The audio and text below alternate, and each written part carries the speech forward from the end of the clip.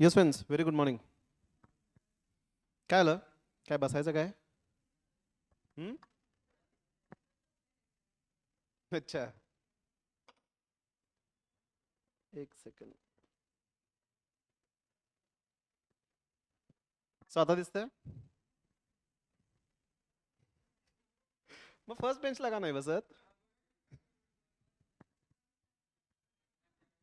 अच्छा. चलो, can we start? Was there any homework? And what was it? We'll discuss those two homework questions. परसों का भी homework हमने डिस्कस नहीं करा था ना? एकच होता आणि परवाचा एक होमवर्क होता ना? हा तो झाला, फक्त डिस्कस नाही केला आपण answer. We haven't checked the answer. चलिए, just let me know fifth question का answer. Just a second.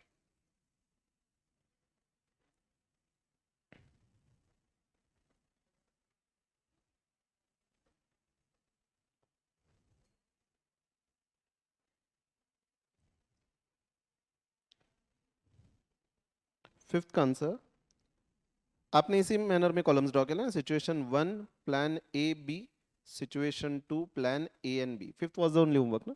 Okay, so tell me operating leverage. Is it 1.5, 1.5, 1.8, 1.8? Is it correct? Okay.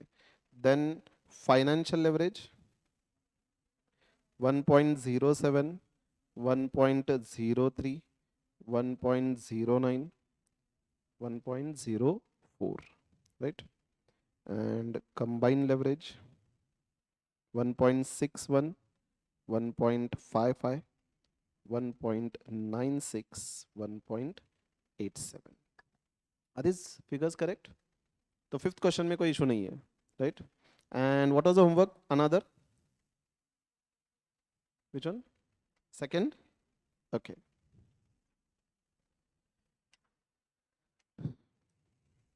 Second में सेकंड का answer क्या रहा? क्या calculate करना था second में? सिर्फ लेवरेज ही कैलकुलेट करना था ना? कमेंट वगैरह करना था?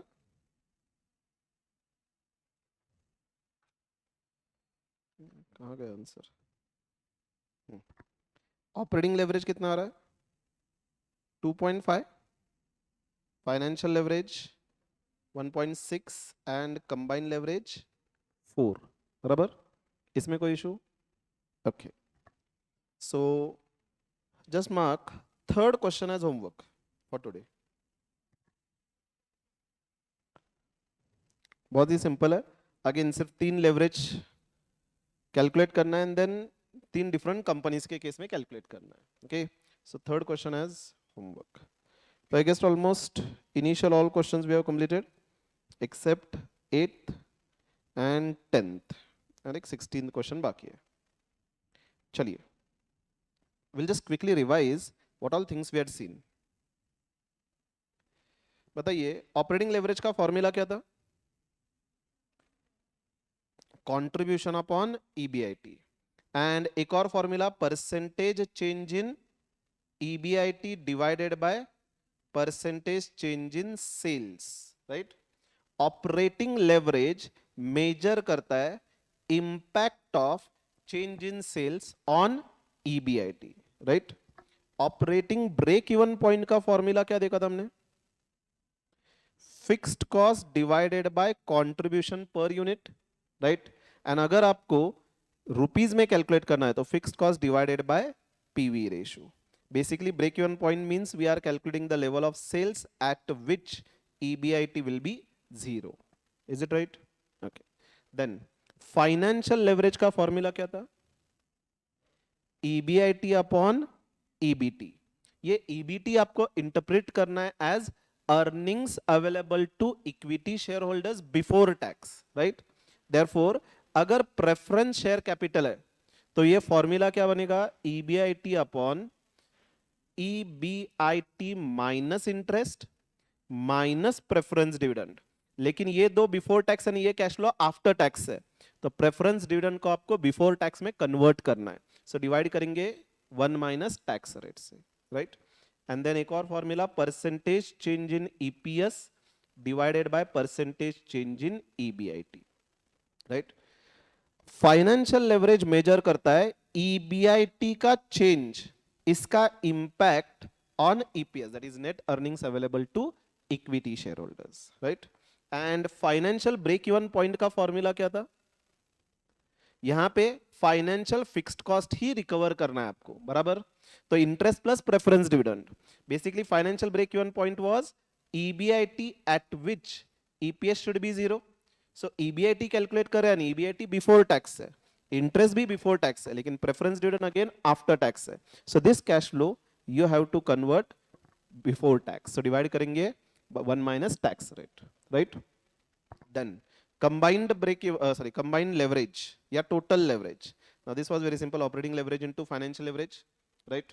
And then percentage change in your EPS divided by percentage change in sales, right? And अगर ये formula यहाँ पे substitute करें, contribution upon EBIT into your EBIT upon EBT, ये cancel होगा, so this will be contribution upon EBT, is it right?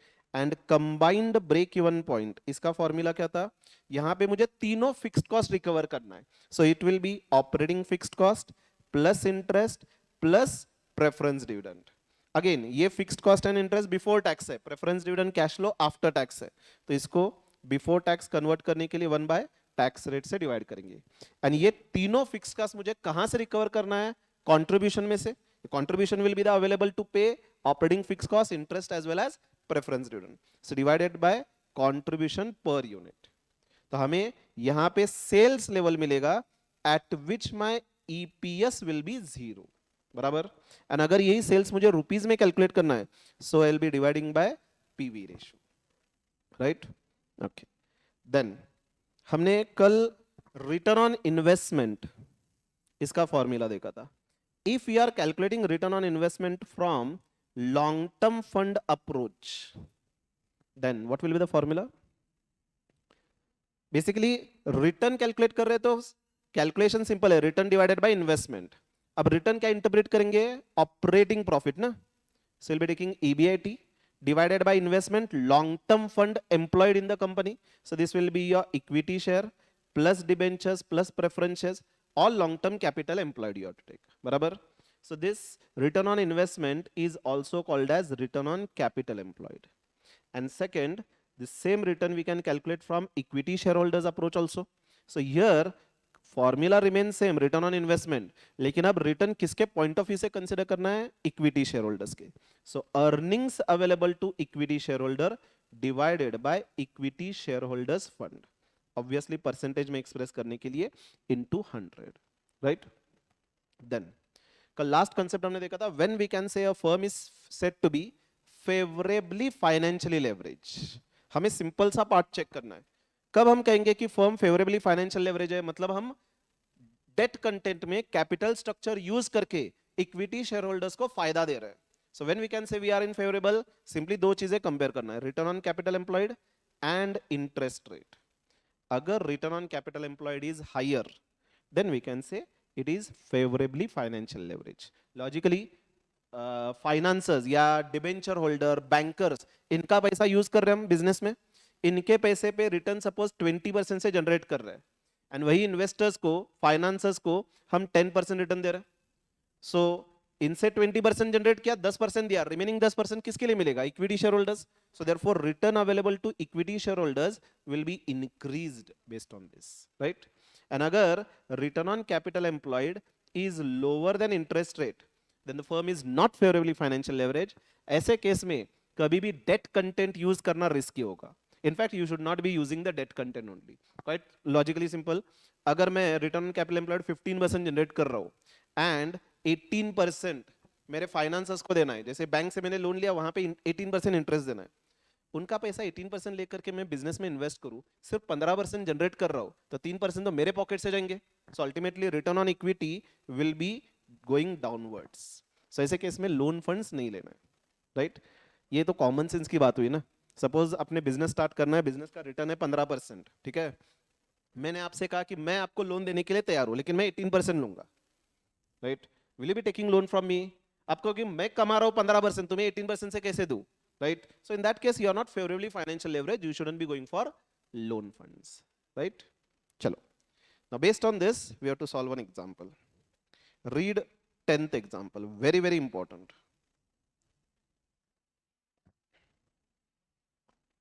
Mark this 10th question as very important.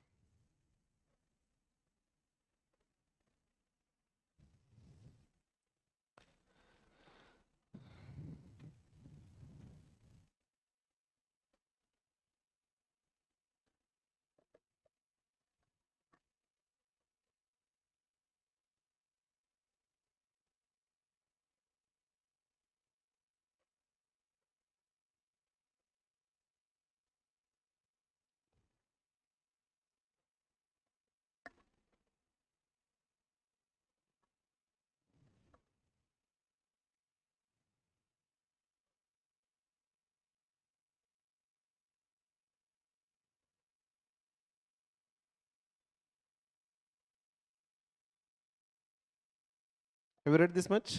I'll scroll down. चलिए एक बार ये go through करते हैं. क्या दिया है? एग्जिस्टिंग सेल्स 75 lakhs का दिया है, वेरिएबल कॉस्ट 42 lakhs. सो कंट्रीब्यूशन आप डायरेक्टली कैलकुलेट कर सकते हो. फिक्स्ड कॉस्ट 6 लाख, सो ईबीआईटी कैलकुलेट कर सकते हो. डेट दिया है 45 lakhs, इस पे 9%, मतलब इंटरेस्ट लेस करने के बाद ईबीटी मिलेगा. राइट? इक्विटी दिया हुआ है, मतलब EBT will be the earnings available to equity share holders so long tax rate is not been given. Right? So based on this I can calculate all the leverages: contribution and EBIT operating leverage, EBIT and EBT financial leverage. मैं total leverage भी calculate कर सकता हूँ. Now what is firm's return on investment? How to calculate that we'll see later on.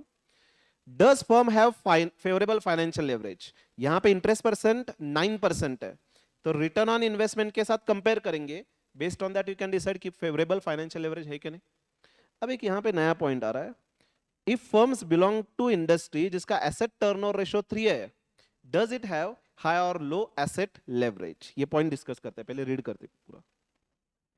What are the operating, financial and combined leverage? ये directly calculate कर सकते हैं हम, right? If sales drop to 50 lakhs, what will be the new level of EBIT? ये भी directly calculate कर सकते हैं. And at what level of sales the EBT of firm will equal to 0?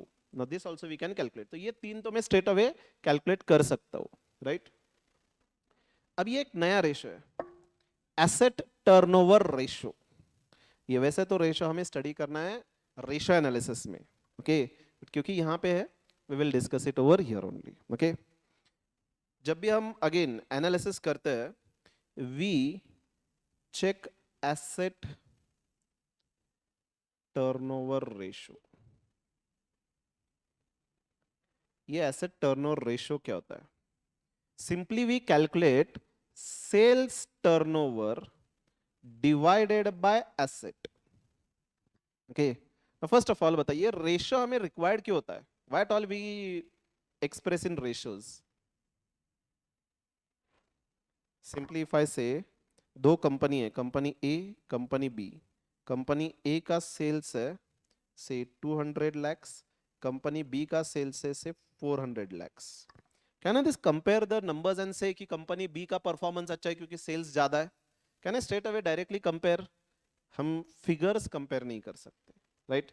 क्योंकि क्या हो सकता है, देखिए 200 lakhs इन्होंने सेल्स जनरेट करा है, लेकिन एसेट जो है इनके पास 200 lakhs के, वेयर एज कंपनी बी के पास एसेट 800 lakhs के. क्वाइट ऑब्वियसली जब एसेट ज्यादा इन्वेस्ट करेंगे तो रिटर्न भी ज्यादा होगा. Is it right? से यहाँ पे क्लास है, ओके, सपोज अपना एक ईपीए क्लास है, यहाँ पे हमने इन्वेस्टमेंट सपोज ज्यादा किया, यहाँ पे सिटिंग कैपेसिटी 150 स्टूडेंट्स की है, ओके, तो सपोज हमारा रेवेन्यू आ रहा है से 50 lakhs, इमेजिनरी फिगर है 50 lakhs. अब एक दूसरा क्लास है, उनका अभी रिसेंटली स्टार्ट हुआ है, छोटा सा क्लास है, वहां पे स्टूडेंट्स बैठने की कैपेसिटी 20 lakhs, 20 स्टूडेंट्स है, ओके, उनका रेवेन्यू हो रहा है 10 lakhs. तो can I compare this to revenue? नहीं होगा ना. रेवेन्यू इन्वेस्टमेंट अलग, तो ऑब्वियसली सेल्स रेवेन्यू अलग. रिलायंस इंडस्ट्रीज एंड मेरा रेवेन्यू कंपेयर करके चलेगा क्या? नहीं. तो इफिशिएंसी समझने के लिए हमें नंबर्स नहीं, रेशियोज रिक्वायर्ड होते हैं. ऑलवेज फॉर कंपैरिजन पर्पस, जब भी हमें परफॉर्मेंस एनालाइज करना है, तो दो कंपनीज या खुद की कंपनी का पिछले साल के साथ कंपैरिजन करना होगा to understand the real performance of the company, right? तो कंपैरिजन करते टाइम हम नंबर्स में कंपेयर नहीं करेंगे, रेशियोज में कंपेयर करेंगे, राइट? अब यहां पे सेल्स जब 200 लाख था कंपनी ए का, कंपनी बी का 400 लाख था, and if you want to comment which company is more efficiently performing, I cannot comment on the basis of sales. मुझे क्या करना होगा, दोनों कंपनी का एसेट डिफरेंट डिफरेंट है, राइट? तो अगर एसेट डिफरेंट डिफरेंट है तो मुझे पर रुपी ऑफ इन्वेस्टमेंट सेल्स कितना जनरेट हुआ है वो कैलकुलेट करना होगा, इज इट राइट? क्योंकि 200 लाख के लिए 200 लाख का टर्नओवर एंड 800 लाख के लिए 400 लाख का टर्नओवर, डायरेक्ट कंपैरिजन तो पॉसिबल नहीं है, बेस अलग अलग है, right? So what we can do is 200 lakh divided by 200 करूं, मतलब सेल्स डिवाइडेड बाय एसेट, तो कितना मिलेगा 200 divided by 200, 1/1, and company B का 400 divided by 800, it will be 0.5, is it right? अब देखिए इंटरप्रिटेशन, कंपनी ए में अगर आपने 1 रुपए इन्वेस्ट करा है तो कंपनी ए सेल्स टर्नओवर कितना जनरेट कर रही है, 1 रुपए, राइट? तो एसेट में 1 रुपए इन्वेस्ट करके कंपनी ए सेल्स जनरेट कर रही है 1 रुपए, राइट? अच्छा, पहले सेल्स टर्नओवर जनरेट करने के लिए द मोस्ट इंपॉर्टेंट क्या है, एसेट इटसेल्फ ना। एसेट ही तो डिप्लॉय करके हम मैन्युफैक्चरिंग करेंगे। सपोज मैन्युफैक्चरिंग कंपनी है तो सबसे इंपॉर्टेंट क्या होगा अपने लिए, plant and machinery, is it right? तो प्लांट एंड मशीनरी डिप्लॉय करके हम सेल्स रेवेन्यू जनरेट कर रहे हैं, मैन्युफैक्चरिंग वगैरह कर रहे हैं, राइट? तो कंपनी ए में अगर आपने प्लांट एंड मशीनरी को या सारे एसेट्स को 1 रुपए इन्वेस्ट करा तो कंपनी ए सेल्स रेवेन्यू कितना जनरेट कर रही है, 1 रुपए का। एंड कंपनी बी में 1 रुपए अगर आप इन्वेस्ट करो तो कंपनी बी सिर्फ 0.5 सेल्स रेवेन्यू जनरेट कर रही है। Now I can compare which company is performing more efficiently. Can we say company A is performing more efficiently, right? So can we say based on this ratio how efficiently the assets are utilized by company? यह हमें इस ratio से समझ में आएगा, right? दोनों case में asset 1-1 रुपए जब हमने इन्वेस्ट करा है तो कंपनी ए 1 रुपए सेल्स रेवेन्यू जनरेट कर रही है, वेरएस बी 0.5, मतलब कंपनी बी जो है इफिशिएंटली अपने एसेट यूज नहीं कर रही, राइट? मोर डिटेल एनालिसिस करना हो, सपोज कंपनी बी ने जब अपनी मीटिंग में ये देखा कि अपना कॉम्पिटिटर 1 रुपए के इन्वेस्टमेंट के लिए 1 रुपए रेवेन्यू जनरेट कर रहा है और हम सिर्फ 0.5 जनरेट कर रहे हैं, तो प्रॉब्लम कहां पे इनएफिशिएंसी आइडेंटिफाई करना होगा। तो कहां पे हो सकती है? फर्स्ट ऑफ ऑल प्रोडक्शन में हो सकती है। हो सकता है कि हमने एसेट तो ज्यादा इन्वेस्ट करा है, 800 लाख के प्लांट एंड मशीनरी हमने इन्वेस्ट करके रखा है, बट कंपनी बी जो है मैन्युफैक्चरिंग ज्यादा नहीं कर रही।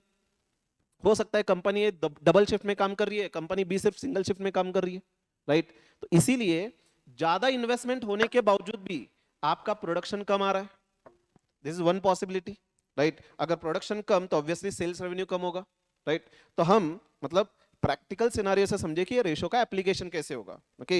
जब हम ये दो रेशोज कंपेयर करेंगे, कंपनी बी क्या करेगी, प्रोडक्शन टीम को बुलाएगी मीटिंग के लिए, उनसे पूछेगी कि अपना प्रोडक्शन कम क्यों हुआ है, right? So based on that whatever there is a loophole, वो आप आइडेंटिफाई करके, जहां पे भी बॉटलनेक है वो आइडेंटिफाई करके प्रोडक्शन इंक्रीज करने की कोशिश करेंगे, इजंट इट राइट? हो सकता है एक पॉसिबिलिटी कि आपका प्रोडक्शन तो जितना रिक्वायर्ड था उतना हो रहा है, राइट? मतलब ये कंपनी जितना मैन्युफैक्चर कर रही है उसके हिसाब से हम भी उतना ही मैन्युफैक्चर कर रहे हैं, ओके? लेकिन प्रॉब्लम क्या हो रहा है, प्रोडक्शन ज्यादा होने के बावजूद भी अपना क्लोजिंग स्टॉक ज्यादा रह रहा है, हम सेल्स में कन्वर्ट नहीं कर पा रहे, ओके? तो माइट बी अपनी मार्केटिंग टीम जो है वो इफिशिएंटली काम नहीं कर रही, राइट? मतलब हमने प्रोडक्शन तो भर भर के करके रखा है, गोडाउन भरा पड़ा है स्टॉक से, ओके? मतलब प्रोडक्शन टीम इफिशिएंटली काम कर रही है, marketing team are not able to convert it into sales, तो उसकी मीटिंग बुला सकते हैं, okay? So can you understand ये रेशियो से कंपनी का परफॉर्मेंस कैसे बेटर हो सकता है जब हम कंपेयर करेंगे इंडस्ट्री स्टैंडर्ड के साथ। सपोजिंग ये इंडस्ट्री स्टैंडर्ड 1:1 है तो कंपनी बी का अगर 0.5 आ रहा है तो definitely company B is under performing, they are not utilising their asset properly, okay? तो ये एनालिसिस मैंने जस्ट प्रैक्टिकल पर्सपेक्टिव से बताया। हमें प्रॉब्लम सॉल्व करने के लिए क्या समझना है, sales turnover divided by asset, okay? अब क्वेश्चन में क्या दिया देखिए, अपनी जो फर्म है ये, it is belonging to one particular industry, जहां पे इंडस्ट्री टर्नओवर रेशो है 3 एसेट टर्नओवर। मतलब फॉर एग्जांपल अपनी कंपनी एक स्टील इंडस्ट्री को बिलोंग कर रही है। अब स्टील इंडस्ट्री में जितने भी कंपनीज है वो 1 रुपए के इन्वेस्टमेंट के लिए 3 रुपए का सेल्स रेवेन्यू जनरेट कर पा रहे हैं। ओके, तो हमें क्या करना है, अपने कंपनी का एसेट टर्नओवर रेशो कैलकुलेट करना है। ओके, सपोजिंग इट इज 2, तो कैन वी से कंपनी का लो एसेट लेवरेज है। लो एसेट लेवरेज मतलब कंपनी इफिशिएंटली अपने एसेट यूज नहीं कर रही है as compare to industry standard. Are you getting? On the contrary suppose company का आ रहा है 4 अपनी कंपनी का, तो in that case we can say we are having higher asset leverage और higher asset turnover ratio. Company अपनी industry standard के कंपैरिजन में ज्यादा इफिशिएंटली मैन्युफैक्चरिंग कर रही है, राइट? एंड अगर 3 हो तो we can say we are going as per standard. Have you understood? ये पॉइंट समझ में आया? तो ये जो 3 है ये अपने कंपनी का नहीं है, ये इंडस्ट्री का है। हमें अपने कंपनी का कैलकुलेट करना है एंड देन कंपेयर करके कमेंट करना है एसेट टर्नओवर रेशो ज्यादा है कि नहीं। Okay, everyone understood? Most of times मैं जब टेस्ट में ये क्वेश्चन रखता हूँ तो मोस्ट ऑफ द टाइम्स मैंने ये देखा है बच्चे क्या करते हैं, इसको कंपनी का एसेट टर्नओवर रेशो मान के चलते हैं। ओके, मतलब कंपनी का एसेट टर्नओवर रेशो है 3, sales turnover divided by asset. Supposing sales turnover 75 lakhs है, तो एसेट कैलकुलेट करते हैं से 25 lakhs and then right asset is 25 lakhs। Many times I have seen कुछ भी कह सकते हैं वाहियात कैलकुलेशन करते हैं लिटरली। ये एसेट पूछा ही नहीं है, क्वेश्चन क्या है, इंडस्ट्री का एसेट टर्नओवर है 3, अपने कंपनी का हायर है या लोअर है, तो कैलकुलेट करके कमेंट करना है। बट मोस्ट कॉमनली मैंने देखा है कि बच्चे यही इंटरप्रेट करते हैं कि अपनी कंपनी का 3 है। Now, why am I particularly highlighting? जब आप टेस्ट दोगे you have to read the question thoroughly, you have to see कि एक्चुअल में पूछा क्या है। Okay, have you understood so far? चलिए कैलकुलेशन विल सी। अब यहां पे व्हाट विल डू, ये 3 कैलकुलेशन जो ये सिंपल है, operating financial combined leverage, then new level of EBIT and new level of sales when EBT is changing. तो पहले ये 3 कैलकुलेशन करेंगे हम। Okay, and then these are more of analytical questions. Okay, so that we will comment separately. Okay, so can we start writing? Industrial ratio सगळ्या industry से average. For example say steel industry में से A B C and D ये 4 company है। Okay, company A का sales turnover है 200, investment 200, B का 300, investment 150, सी का से 150, इन्वेस्टमेंट 150, and then D का से 500, then 500. We'll just take total of sales divided by total of asset. So on an average industry का standard check करेंगे। अब depend करता है,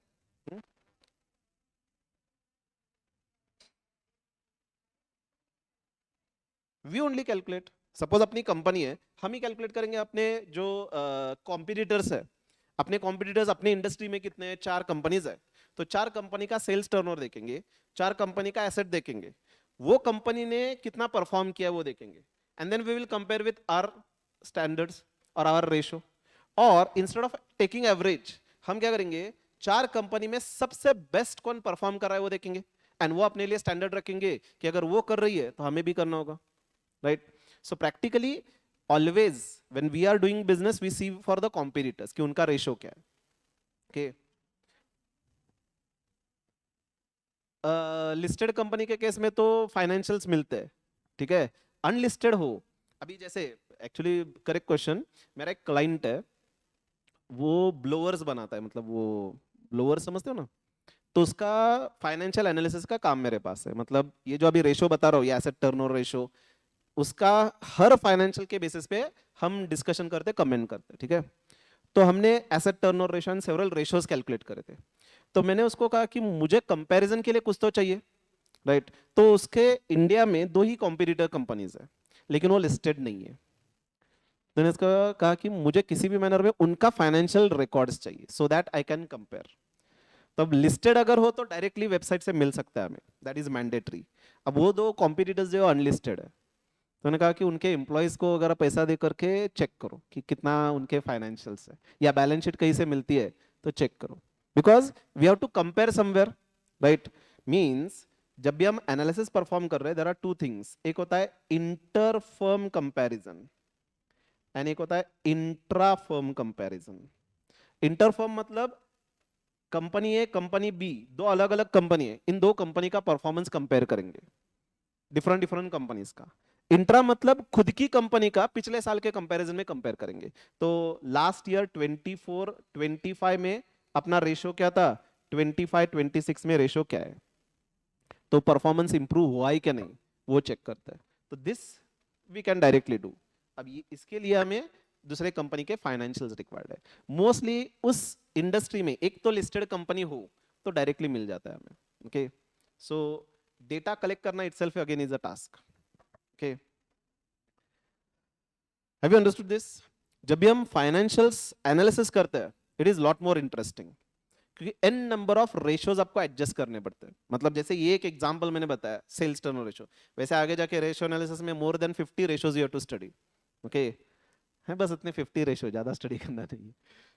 एंड उसका प्रैक्टिकल एप्लीकेशन भी होता है। ओके, लेटर ऑन जब हम रेशो एनालिसिस देखेंगे, जिस कंपनी का मैं एनालिसिस करता हूँ उसका थोड़ा एक्सेल शीट दिखाऊंगा तो आपको कि किस तरह से those ratio we use for analytical purpose. Okay, चलो।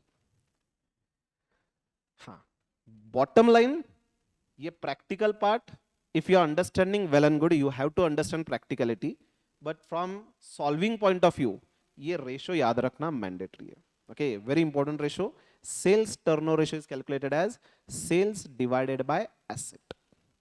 यहां पे इस रेशो से हम एसेट की इफिशिएंसी समझेंगे कि कितने इफिशिएंटली हम एसेट यूज कर रहे हैं to generate sales revenue. Okay, based on this much discussion we can start solving the question. Okay, अब जो बेसिकली इनिशियल डेटा दिया है सेल्स वेरिएबल कॉस्ट एक्सेट्रा, उसके बेसिस पे हम इनकम स्टेटमेंट बना सकते हैं and then we can calculate the leverages. Okay,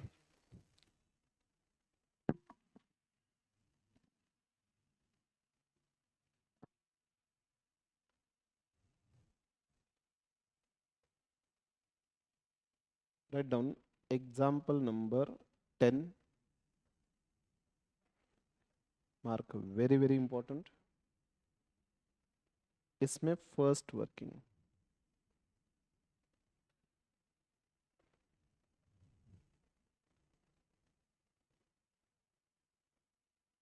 calculation of operating financial and combined leverage, calculation of operating financial and combined leverage.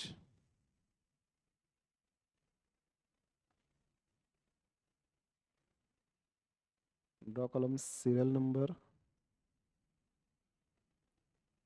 particulars, rupees.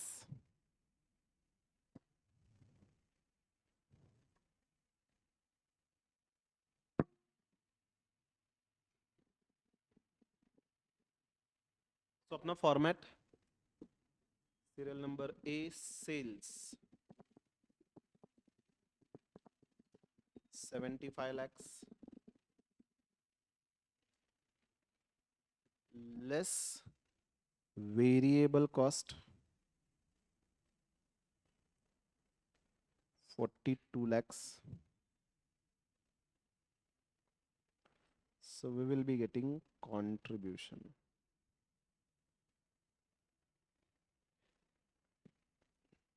कितना आएगा 33 क्या, 75 minus 42,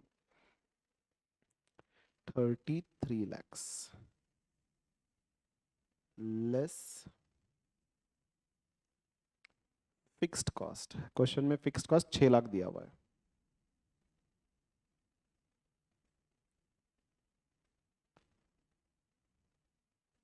so EBIT 27 lakhs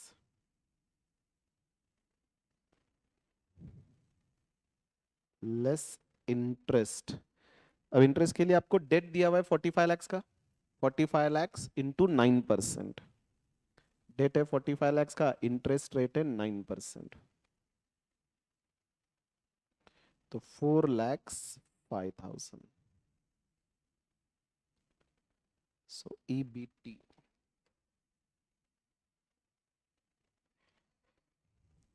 22,95,000.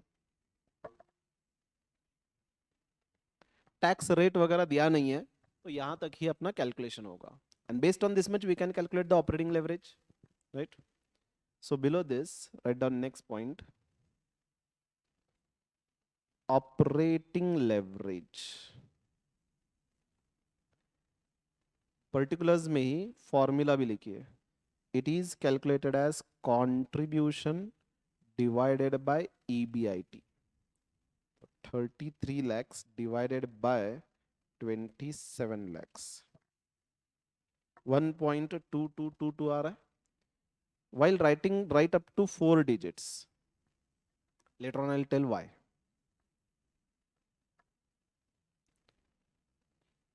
The next, financial leverage. Financial leverage is calculated as EBIT upon EBT. 27 lakh divided by 2295. 1.17647.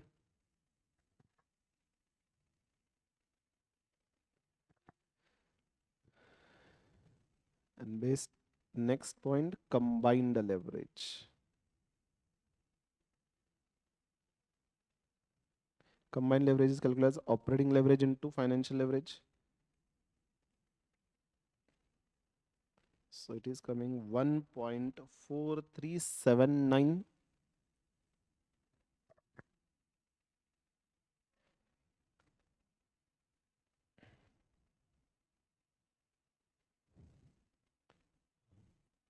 Done. Then we have completed with the this working. अब आप मुझे बताएंगे कि अगर sales level 50 lakhs जाता है तो new EBIT क्या होगा. एग्जिस्टिंग 75 lakhs है ना, तो 75 lakhs की जगह अगर सेल्स 50 lakhs हो तो EBIT का लेवल क्या होगा बताइए.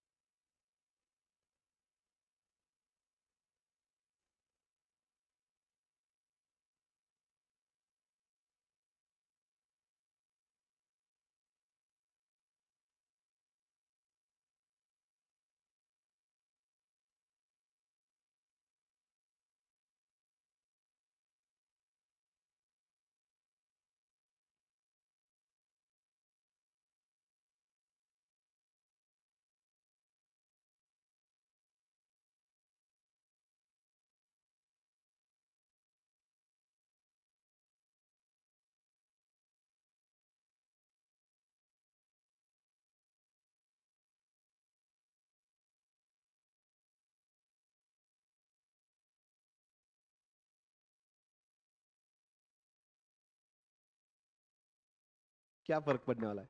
We are just trying over here. कितना आ रहा है. EBIT कैलकुलेट करना है ना. कितना. 2 lakhs. Okay. Same answer. Let me check.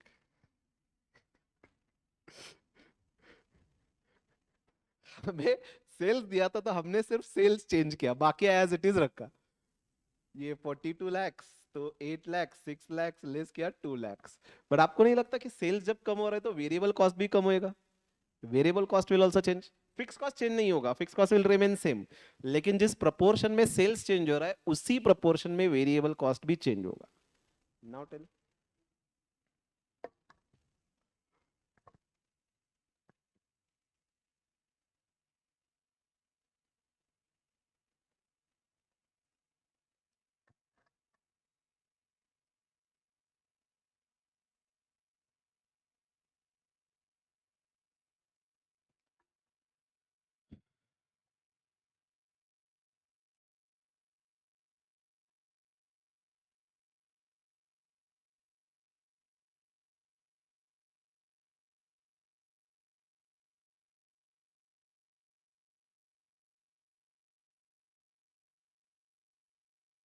कितना आ रहा है?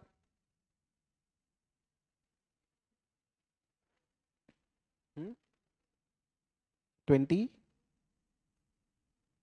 ईबीआईटी बता रहे हो ना?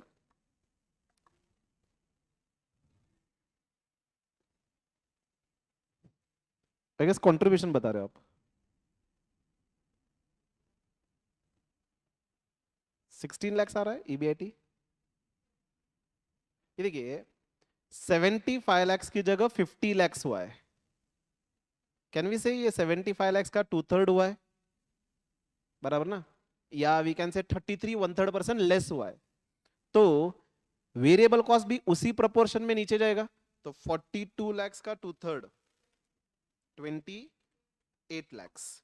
तो वेरिएबल कॉस्ट उसी प्रोपोर्शन में नीचे जाएगा, सो 28 lakhs contribution will be 22 lakhs, लेकिन फिक्स कॉस्ट नीचे नहीं जाएगा, fix cost will remain constant. तो आपका न्यू लेवल ऑफ ईबीआईटी कितना होगा? 16 lakhs। Is it right? So when sales is going down to 50 lakhs, new level of EBIT is 16 lakhs। No doubt this answer is correct, लेकिन इस manner में आप represent करोगे तो मार्क्स नहीं मिलेंगे। ये जस्ट क्रॉस चेक करने के लिए था। Here we are expecting you should have been applying the concept of leverage. Okay, देखिए सेल्स में चेंज दिया है, इंपैक्ट किस पे पूछा है? ईबीआईटी पे। सेल्स का इंपैक्ट ईबीआईटी पे कौन सा लेवरेज मेजर करता है? Operating leverage. अब ऑपरेटिंग लेवरेज आपने कैलकुलेट किया ना 1.222। What does it signifies? अगर सेल्स 1% से चेंज होगा तो ईबीआईटी 1.222% से चेंज होगा, बराबर? एंड अपना सेल्स कितना चेंज हो रहा है? 75 lakhs माइनस 50 lakhs divided by 75 lakhs into 100। 33.33% से चेंज हो रहा है, सो 33.3333%। राउंडिंग ऑफ एरर मिनिमाइज करने के लिए मैं ज्यादा डिजिट्स ले रहा हूं। तो परसेंटेज चेंज इन ईबीआईटी क्या होगा? Straight away cross multiply.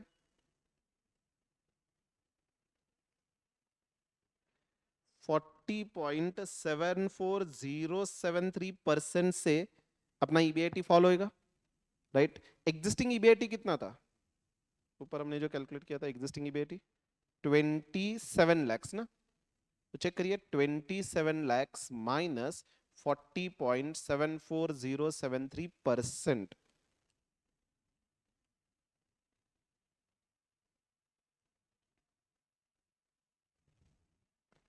कितना आ रहा है? 16 lakhs आ रहा है अप्रोक्सीमेटली। एग्जैक्टली मैच नहीं होगा क्योंकि ये राउंडिंग ऑफ डिफरेंस, इसलिए मैंने कहा था 4 डिजिट्स तक लीजिए, राइट? तो in this manner you have to calculate by applying the concept of leverage. Okay, have you understood this? इसीलिए मैंने कहा था शुरुआत में कि ये सिग्निफिकेंस बहुत इंपॉर्टेंट है। Okay, can we write it down? चलो, राइट डाउन सेकंड वर्किंग।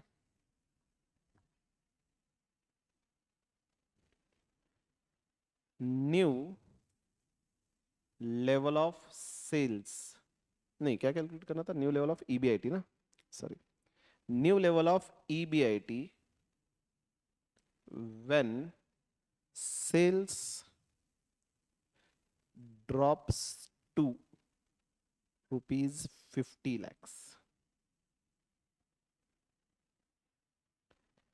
इसमें first point we can write percentage fall in sales show working 75 lakhs माइनस 50 lakhs। कहां से फॉल हुआ है? 75 lakhs से, सो डिनोमिनेटर में 75 lakhs into 100, so 33.333%। Next operating leverage 1.222।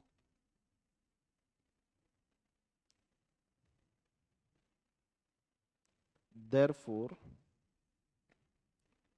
percentage fall in EBIT A into B मैं calculate किया था 40.74073%। So serial number D, therefore new of EBIT.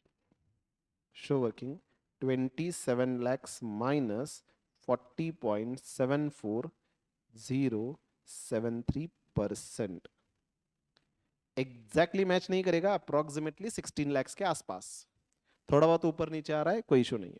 You'll be getting the marks. Done? चलिए. So we have completed with the second working.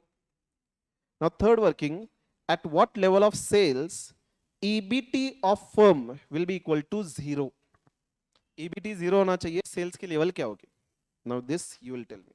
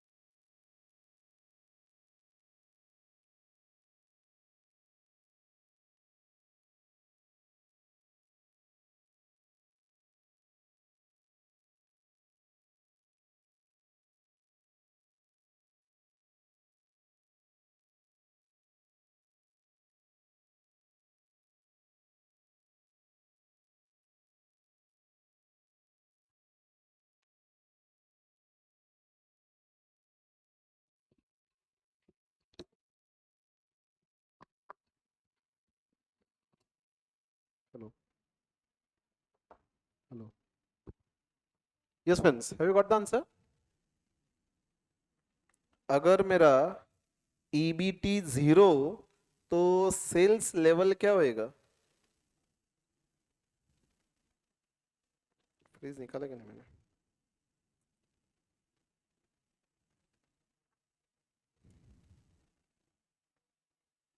कितना? Sales level क्या होना चाहिए so that my EBT will be equal to 0?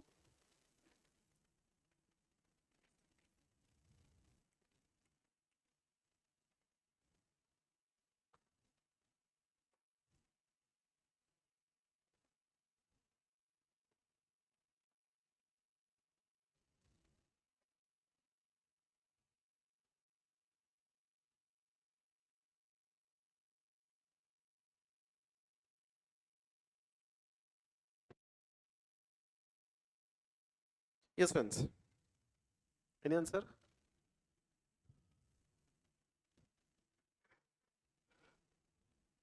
किसी का 22 lakh something something आ रहा है? 22,84,090. It is correct. And अच्छा, मुझे ही पता नहीं था करेक्ट कैसे, कैलकुलेट कैसे करा? PV ratio, break even point calculate केला. Okay, so basically EBT should be 0. Now at that level sales क्या होना चाहिए? If you remember, combined break even point calculate क्या कर रहे थे? The level of sales at which EPS should be 0, that is earnings available to equity shareholders, and EPS, can I say EBT अगर 0 है तो ऑटोमेटिकली EPS 0 ही होएगा. So combined break even point calculate कर सकते हैं हम. Combined break even point calculate करने के लिए फॉर्मूला क्या था? Fixed cost plus interest, question में प्रेफरेंस डिविडेंड नहीं है, divided by PV ratio. Fixed cost कितना दिया है? 6 लाख, एंड इंटरेस्ट कितना है? 4,05,000 कुछ थे ना, 45 lakh into 9%, 4,05,000 divided by PV ratio. Calculate कैसे करेंगे? Contribution upon sales into 100. So 33 lakh divided by 75 lakh into 100, 44% PV ratio आ रहा है. सेल्स का 44% मेरा कंट्रीब्यूशन होएगा. सो डिवाइडेड बाय 44%, 0.44, तो 10,05,000 डिवाइडेड बाय 0.44, 22,84,090. ये लेवल ऑफ सेल्स होएगा जब आपका EBT 0 होगा. Right, this is one way. और अनदर वे, हमें क्या पूछा है? सेल्स में चेंज कितना होना चाहिए सो दैट EBT 0 होएगा. बताइए कौन सा लेवरेज सेल्स का इंपैक्ट EBT पे मेजर करेगा? ऑपरेटिंग लेवरेज क्या मेजर करता है? सेल्स का impact on EBIT. Right, financial leverage क्या मेजर करता है? EBIT का इंपैक्ट ऑन EBT. तो सेल्स का इंपैक्ट ऑन EBT कौन सा लेवरेज मेजर करेगा? कंबाइंड लेवरेज, बराबर ना? तो कंबाइंड लेवरेज कितना कैलकुलेट किया बताइए? ऊपर हमने किया था 1.4379. इसका सिग्निफिकेंस क्या है कि अगर सेल्स 1% से चेंज हो तो EBT 1.4379% से चेंज होगा. हालांकि लिखते टाइम हमने EPS लिखा था. EPS is the earnings available to equity share holder ना. यहां पे भी EBT हम earnings available to equity share holder ही कंसीडर कर रहे हैं. राइट, सो 1.4379% से चेंज होगा.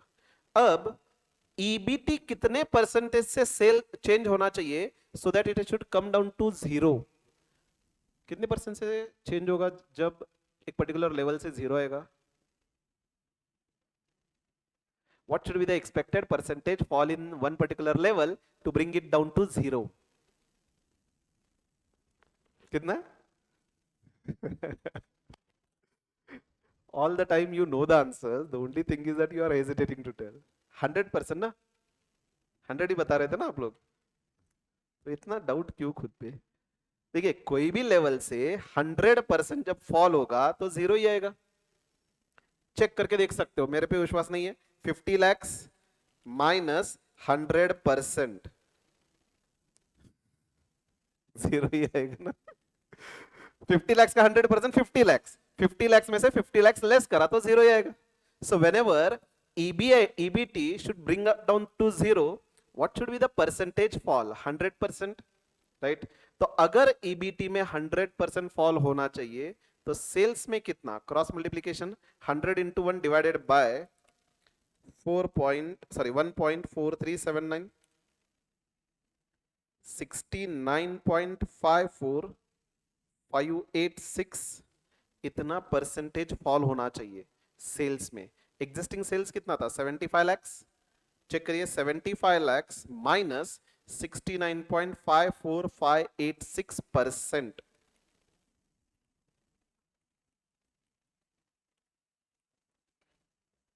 $22,84,060 एंड अपना ऊपर आंसर आ रहा था 22,84,090. ये 30 रुपए का राउंडिंग ऑफ डिफरेंस की वजह से होएगा, क्योंकि यहाँ पे ये भी हमने राउंड ऑफ करके लिया था. कंबाइंड लेवरेज, एंड ये भी 12 डिजिट्स तक आ रहा है, तो उसकी वजह से 20-30 रुपए का डिफरेंस हो सकता है. Have you understood both the ways of calculation? While writing will write both, right. Exam में बस एक ही लिखना, जो भी आपको सिंपल लगे. ओके, चलो, so write down third working. Can you understand now the application of the concept? यहां पे सिर्फ कैलकुलेशन रिक्वायर्ड नहीं है, कंसेप्ट का एप्लीकेशन है.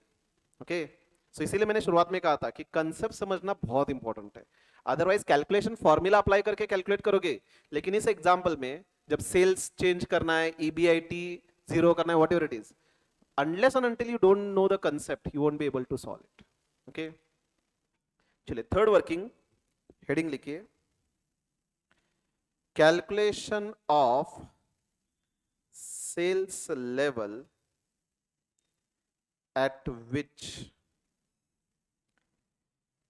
EBT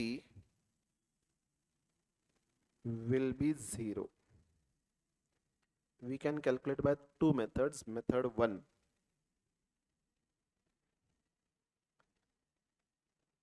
next line write down, sales level at which EBT is equal to 0 dash, it shall be combined break even point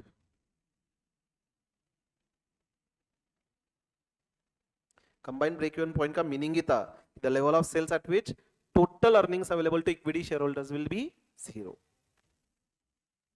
question में जब tax rate वगैरह कुछ दिया नहीं, मतलब EBT itself is earnings available to equity share holders. So write down the formula, combined break even point is equal to fixed cost plus interest divided by PV ratio.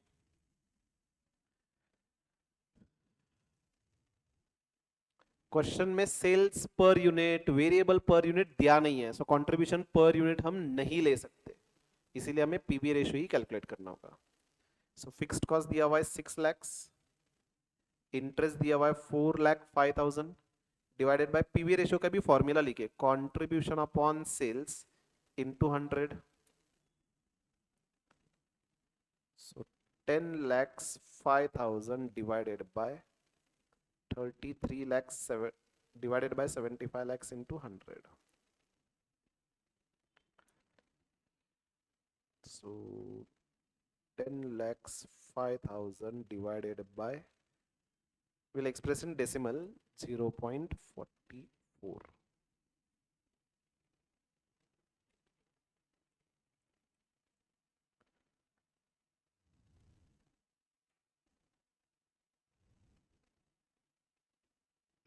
Right?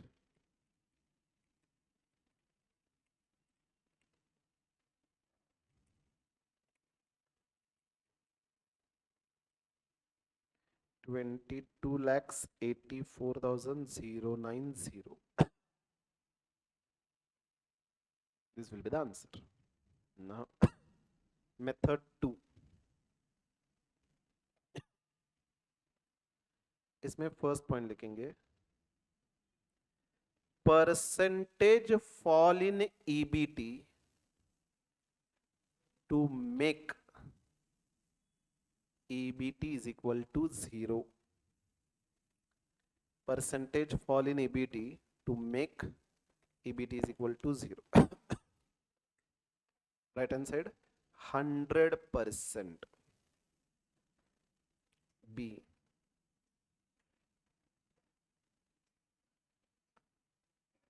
combined leverage. Combined leverage 1.4379.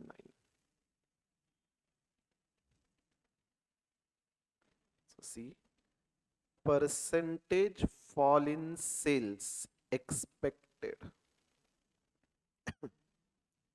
A upon B.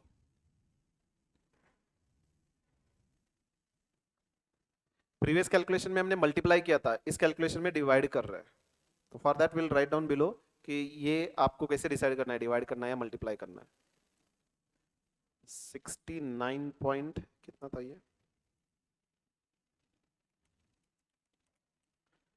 69.54586.5%.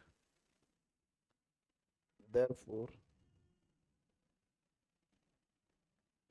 new level of sales working 75 lakhs minus 69.54586.5%.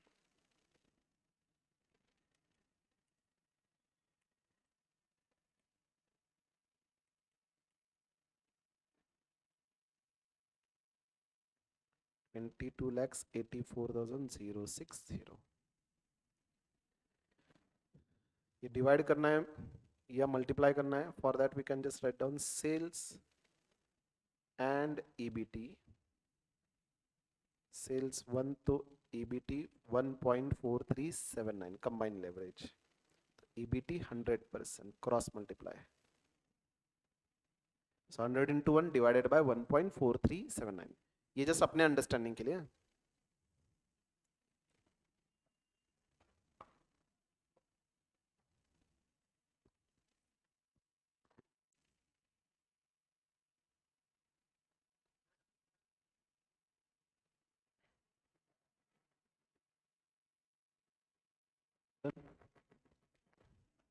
यहाँ पे भी ऊपर जो calculation हमने लिखा था, कहाँ लिखा था? First of all have you completed till here? ऊपर जो हमने सेकंड वर्किंग लिखा था, यहाँ पे भी लिख सकते हो. यहाँ पे हमने मल्टीप्लाई किया था, देखिए यहाँ पे भी लिख सकते हो. सेल्स अगर 1% से चेंज हो रहा है तो ईबीआईटी 1.222 से चेंज हो रहा था. ऑपरेटिंग लेवरेज तो अपना सेल्स का चेंज था 33.333%. ये प्रोपोर्शनेट चेंज कितना होगा? तो क्रॉस मल्टीप्लाई ही किया था हमने. Is right? So 33.33 into 1.222 divided by 1. ये हमने कैलकुलेट किया था. बस यहाँ पे मल्टीप्लाई किया हमने, नेक्स्ट वर्क में डिवाइड किया है. इसमें कंफ्यूजन नहीं होना चाहिए, इसलिए हम यहाँ पे लिख रहे हैं. ये अपने अंडरस्टैंडिंग के लिए.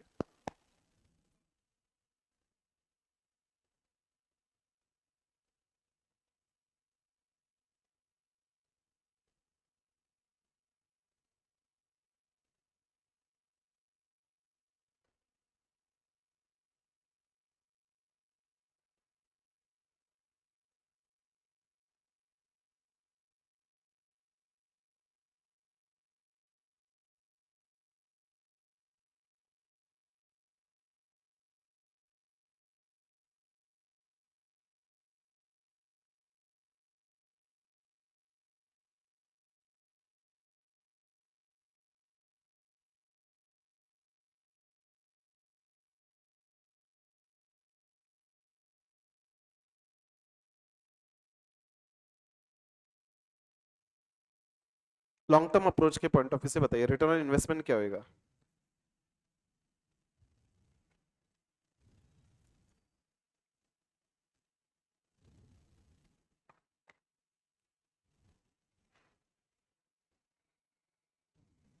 हमने ऑलरेडी फॉर्मूला लिखा है कल, तो you can tell me. Return on investment from long term fund approach कितना?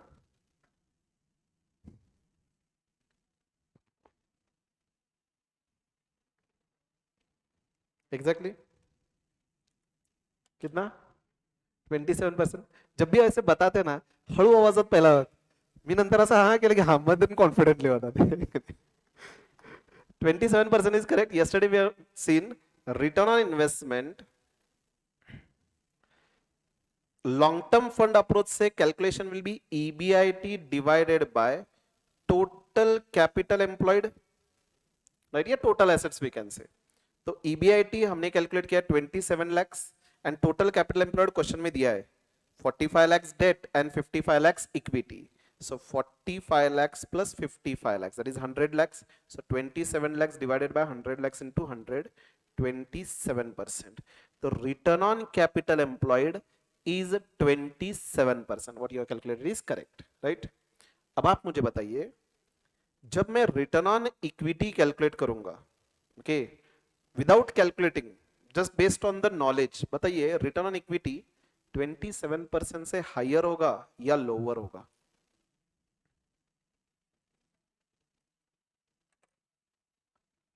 Is the firm favourably financial leverage? Yes. Return on capital employed 27% है, तो ये जो 27% है ना, टोटल 100 lakhs पे हमने कमाया, राइट? मतलब डेट वालों का पैसा हमने 45 lakhs लिया, उस पे रिटर्न कितना कमाया? 27% से रिटर्न कमाया।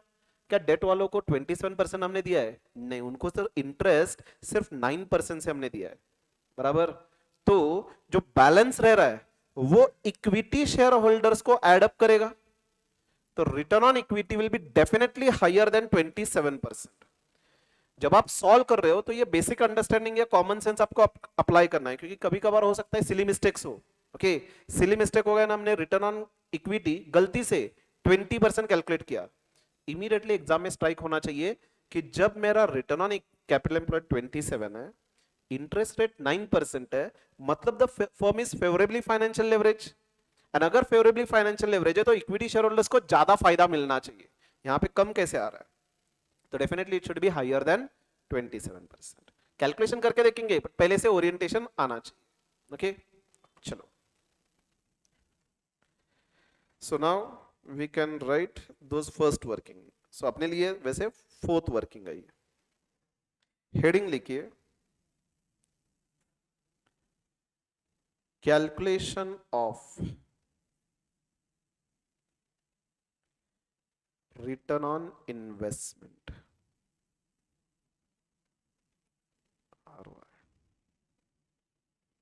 Calculation of return on investment.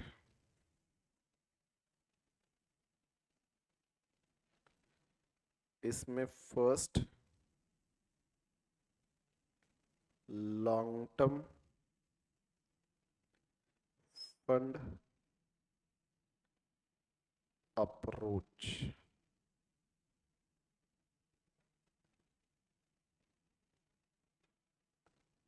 so return on investment is calculated as EBIT divided by total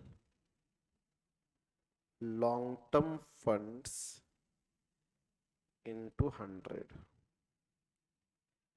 27 lakhs divided by 45 lakhs plus 55 lakhs into 100.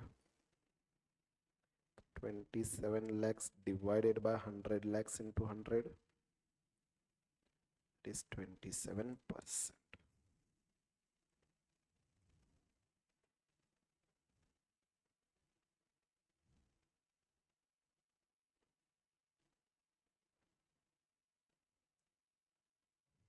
Done. Second point in it, equity shareholders approach.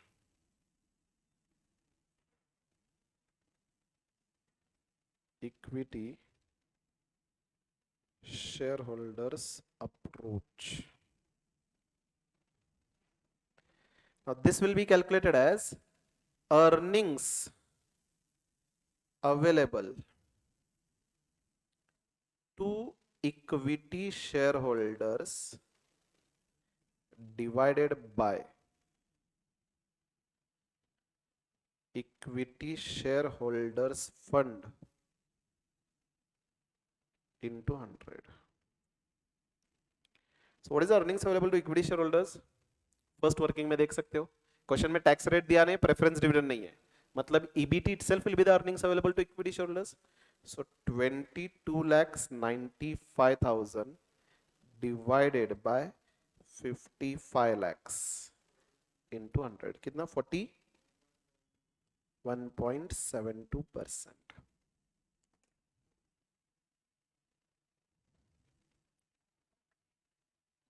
Can you सी? अच्छा, पहले complete करिए।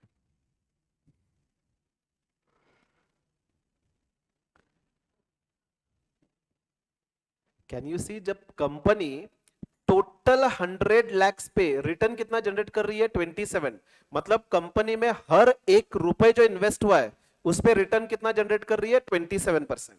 लेकिन हम अपने equity share holders को return कितना दे पा रहे हैं? 41.72%, हम ज्यादा दे पा रहे। Why? Because the firm is favourably financially leverage.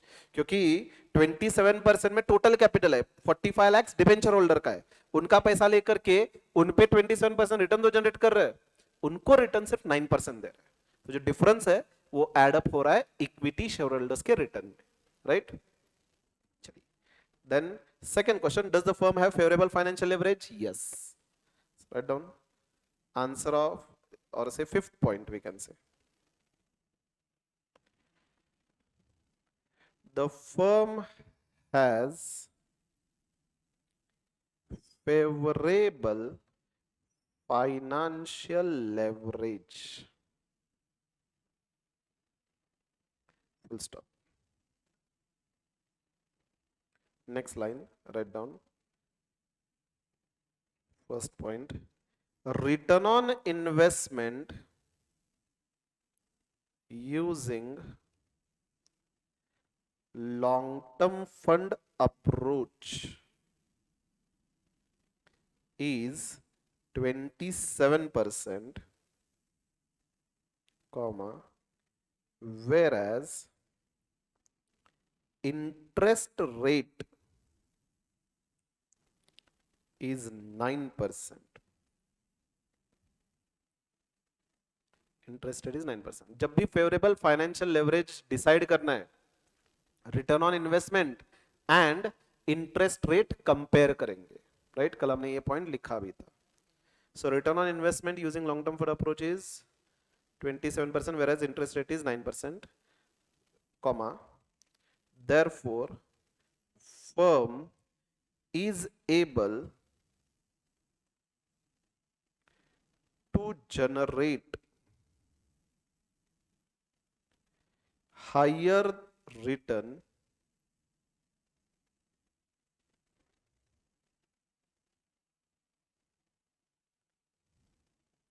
नहीं, therefore मत लिखिए, therefore निकालिए, जस्ट ये लिखना है कि firm is able to generate higher return as compared to interest rate, therefore निकालिए, therefore कैंसिल करिए। Second point, we can also observe that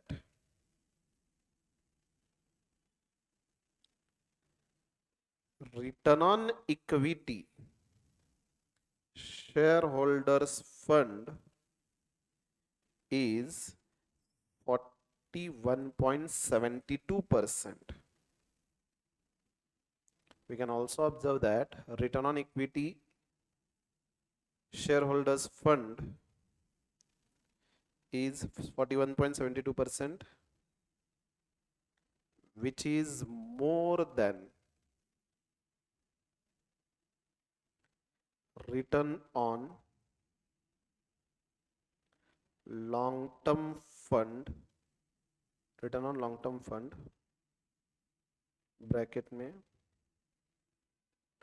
because of favorable financial leverage,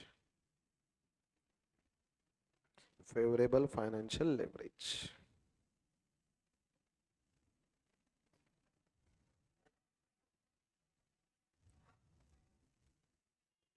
done. अब लास्ट क्वेश्चन, इंडस्ट्री का standard ratio दिया है 3, asset turnover ratio. हमें अपनी firm का asset turnover ratio calculate करना है, देन कमेंट करना है कि हाई है या लो है। तो आप मुझे पहले कैलकुलेट करके बताइए अपने कंपनी का एसेट टर्नओवर रेशो क्या है। That is calculated as sales turnover divided by total asset. बताइए कितना आ रहा है asset turnover ratio?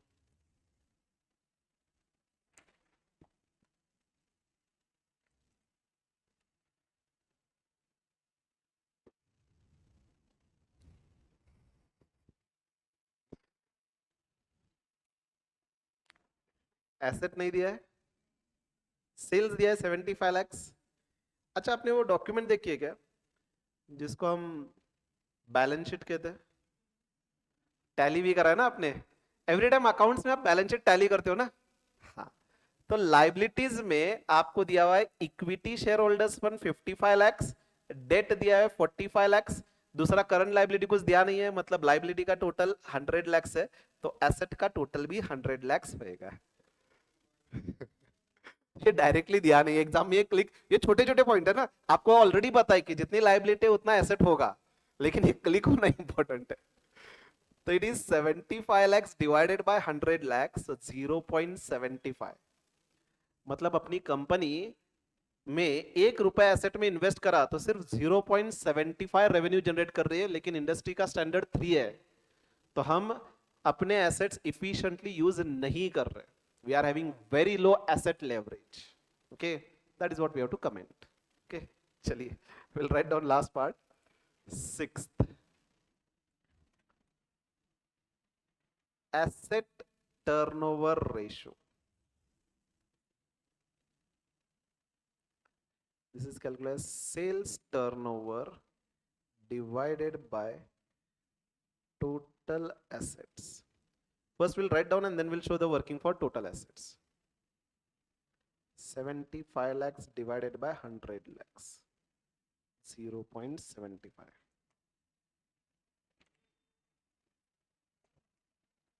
Next line, just we can write down working note. Total assets should be equal to total liabilities, that is equity share plus debenture. So 55 lakhs plus 45 lakhs, 100 lakhs.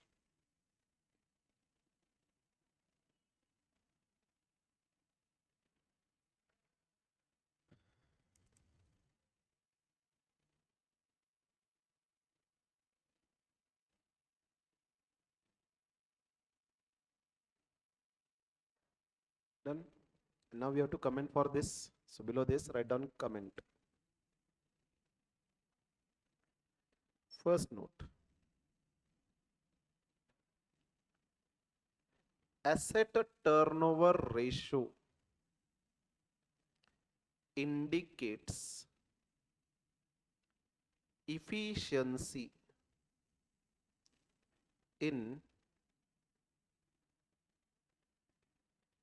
utilization of assets. Asset turnover ratio indicates efficiency in utilization of asset. Second point, the firm's asset turnover ratio, firm's asset turnover ratio is 0.75,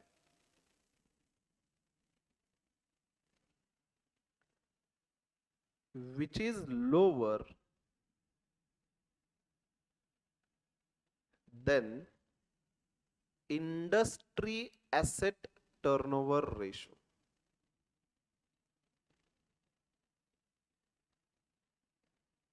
Dash 3. Third point, therefore firm has low asset leverage. Question में use किया word leverage, otherwise we would have written firm has low asset turnover ratio. Okay, full stop. It indicates that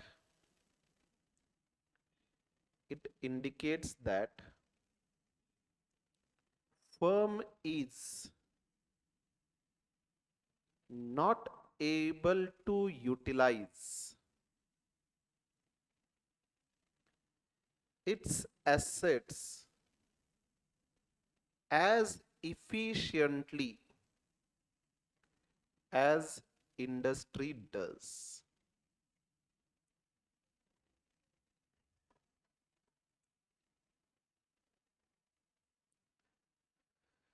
It indicates that firm is not able to utilize its asset as efficiently as industry does.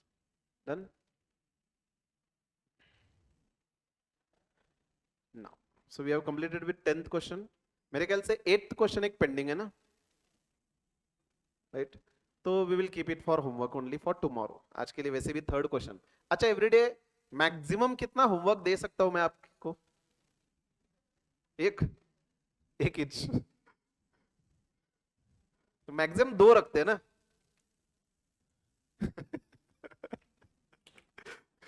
Purnima look ऐसे देखती है कि 2 दिवस बघा सांगतो तुम्हाला। चलिए फिर, कौन सा होमवर्क होमवर्क है आज के लिए? थर्ड ना। तो कल के लिए 8 क्वेश्चन रखते हैं। 16th।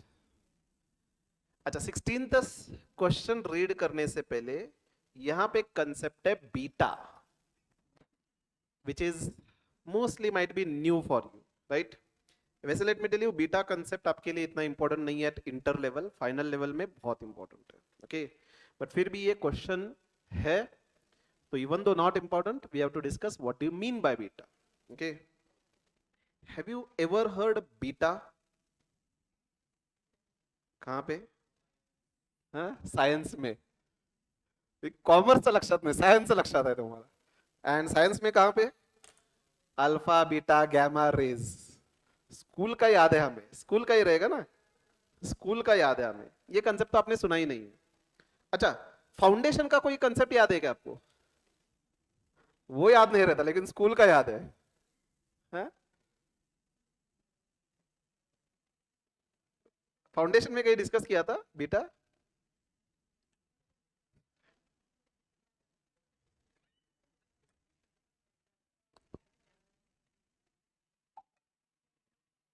चलिए, फाइनेंस में it is all together different.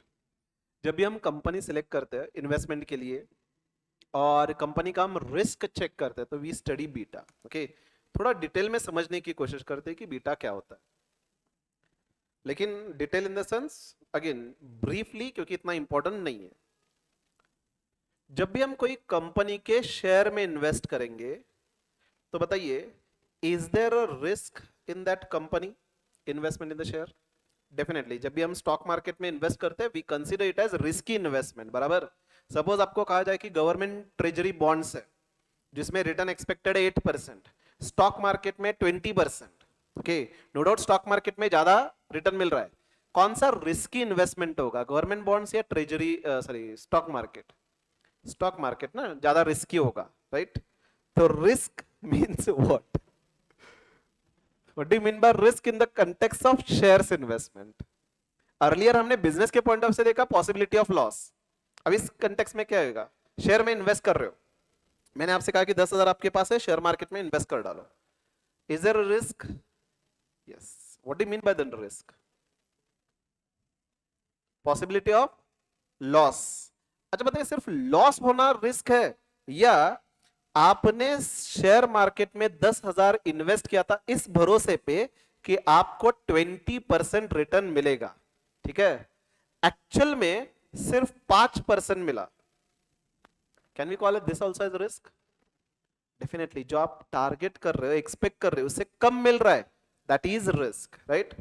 तो whenever in context of investment, when we are saying risk, we can say actual return deviates, नहीं, actual return deviates from expected return, this possibility means risk, बराबर? हमने invest किया था इस भरोसे पे कि 20% रिटर्न मिलेगा। कभी कभार यस बैंक जैसे शेयर्स निकल करके आते हैं जिसमें इन्वेस्टमेंट करने के बाद इन्वेस्टमेंट ही आधा बच जाता है अपना, है कि नहीं? तो वहां पे आपका जो टारगेट था उतना नहीं मिला, that is a risk in the investment. बताइए, अगर मुझे टोटल रिस्क मेजर करना है, किसी भी कंपनी का टोटल रिस्क मेजर करना है, तो कैसे इन्वेस्ट मेजर करेंगे? From the context of again share, possibility that actual return is different, expected return is different, तो कैसे मेजर करेंगे?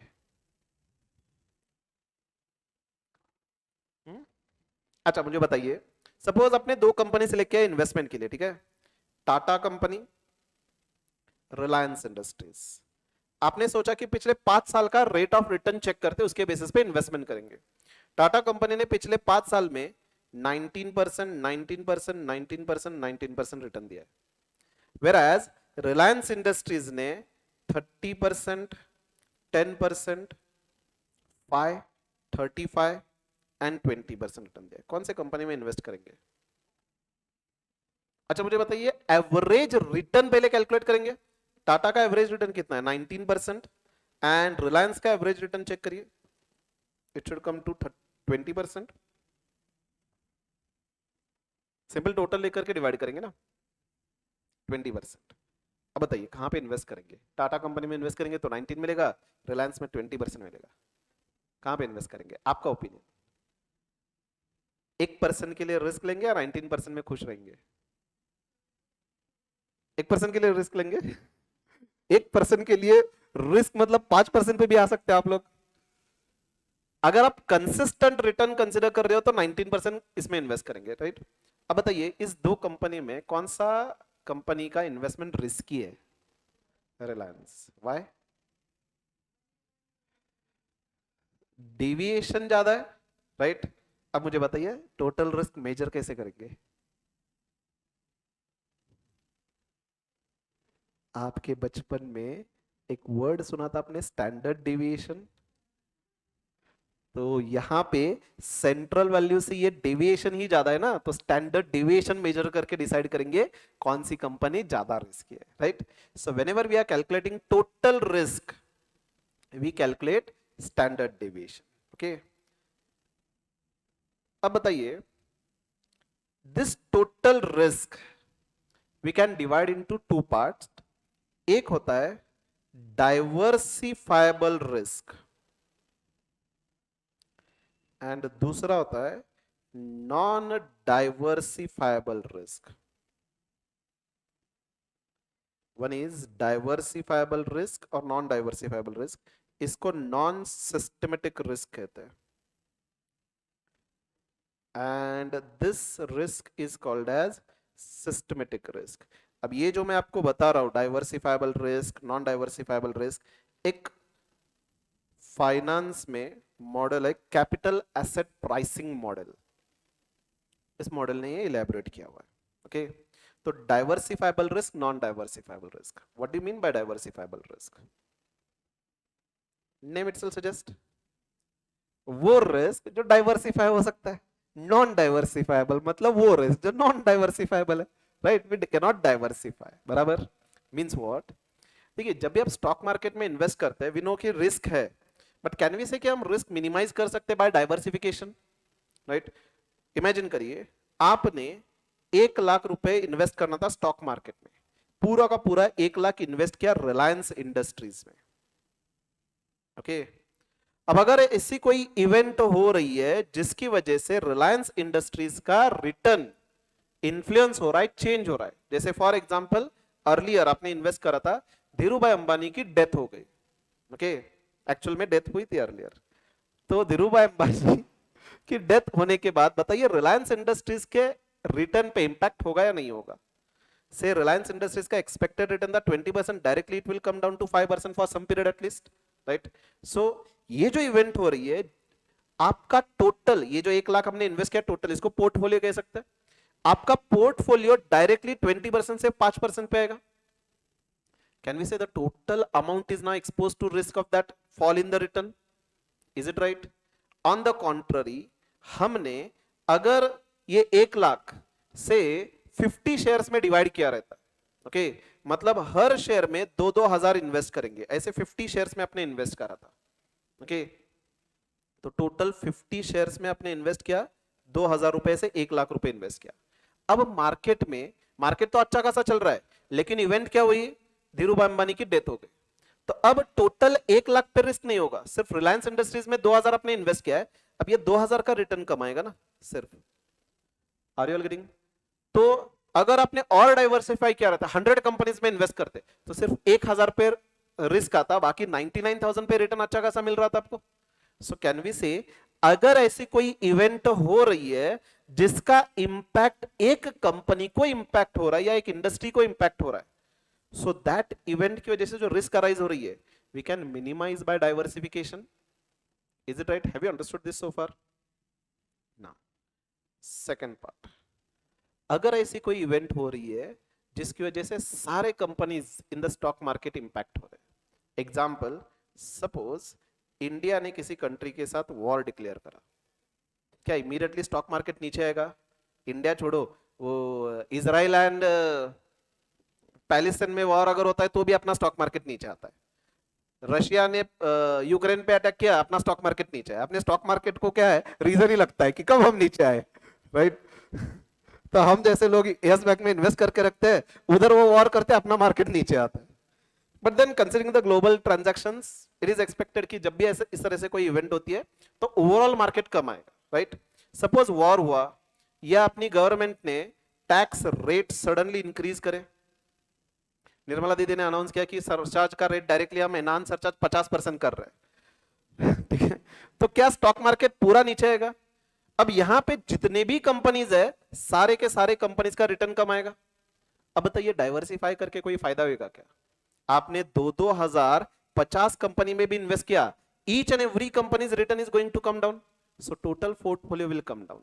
तो यहां पे आप डाइवर्सिफाई करके भी कोई फायदा नहीं होगा, या total portfolio will come down. Now this kind of risk, this kind of event which affects all companies is called as non diversifiable risk.